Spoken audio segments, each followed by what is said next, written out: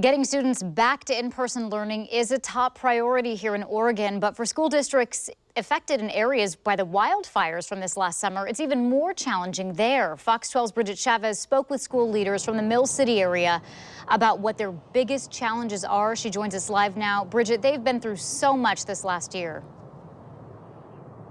Yes, they have. And we all remember those deadly, devastating wildfires. The Beachy Creek fire burned for more than 2 months and eventually connected with another fire in the Santiam Canyon. Together, they burned more than 400,000 acres. Now it's been more than 4 months since those fires were contained, and there are still about 80 families who are displaced because of this, and that's making it even more complex and complicated to get these kids connected to remote learning. The push to get Oregon students back into classrooms is already challenging because of COVID-19. But for school districts in areas hard hit by wildfires in 2020, it's even more complex. Our kids have not just lost school like every other student in the state of Oregon.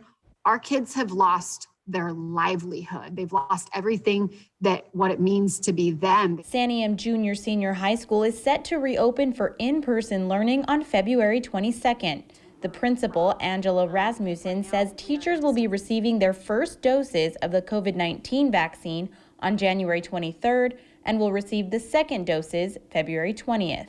Rasmussen says teachers and students can't wait to return and explains even students who are displaced will have a way to get to school. We will get them on a bus every day from Salem, from Albany. I've got a family in Lebanon, in Woodburn, and we will drive them if they choose to want to be in person. We will drive them every single day to and from our school. While they have the education piece covered, Rasmussen says the school felt like they needed to do more for these kids who lost everything. They started the Santiam Canyon Needy Kids Fund, which allows students to choose items they want or need. They've been buying clothes, curling irons, hairbrushes, shampoo, anything and everything, wanted items. We had a kid that replaced all of their softball gear that they lost, that their family could not afford to replace at this point.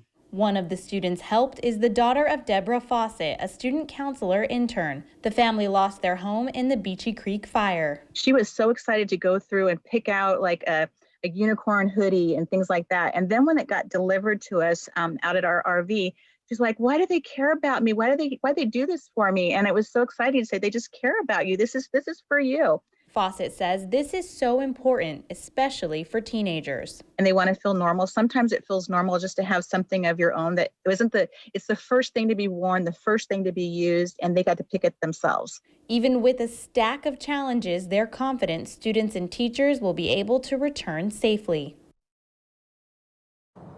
And the Santiam Needy Kids Fund is in need of more donations.